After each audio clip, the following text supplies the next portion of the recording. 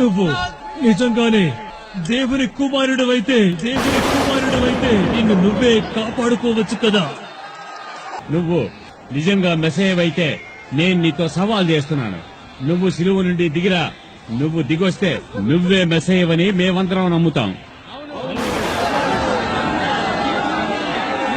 తండ్రి, వీరిని క్షమించండి. వీళ్ళేం చేస్తున్నారో వీళ్ళకే తెలియడం లేదు. ప్రాణము తీసేవారిని కూడా క్షమించిన ఆ ప్రేమకు ఎవడైనా దాసోహం కావాల్సిందే. ఎవరైనా ప్రాణం తీస్తున్న వాడిని క్షమించే వాళ్ళు ఎవరండి? ప్రాణాలు తోడేస్తుంటే వీళ్ళకి తెలియదనే వాళ్ళు ఎవరండి?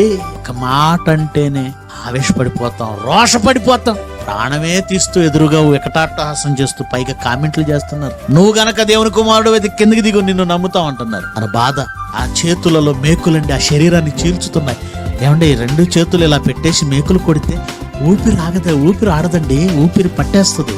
ఈ భారం అంతా శరీర భారం, 70 కేజీల భారం. ఈ మేకులు చీల్చుతుంటే మాంసాన్ని, ఆ భారం ఎంత యాతన, ఎంత బాధ. ఆ బాధల వల్ల అలా కామెంట్లు చేస్తూ వికటాట్టహాసం చేస్తూ వెకిలి నవ్వులు నవ్వుతుంటే ఎలాగండి అనగలిగాడు మహనీయుడు? తండ్రి, వీరేమి చేస్తున్నారో, వీరేం చేస్తున్నారు వీళ్ళకి తెలియదు తండ్రి.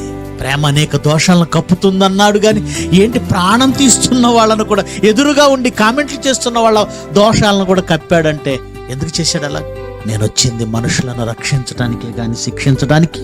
ఆ రోజే ఒకవేళ యేసుక్రీస్తు కోపపడి తండ్రి వీళ్ళని తీసేయని ఒక్క మాట అంటే క్షణంలో సర్వనాశనం అయిపోయేవాళ్ళండి. వాళ్ళు నాశనం చేయటానికి కాదు నేను వచ్చింది, కాపాడడానికి. ఎవరిని కాపాడాలి? నాకు అనుకూలంగా ఉన్న వాళ్ళని మాత్రమే కాపాడితే ఏంటి ఉపయోగం? నా ప్రాణం తీసే వాళ్ళను కూడా అదే ప్రపంచానికి నేర్పాలనుకున్నాడు.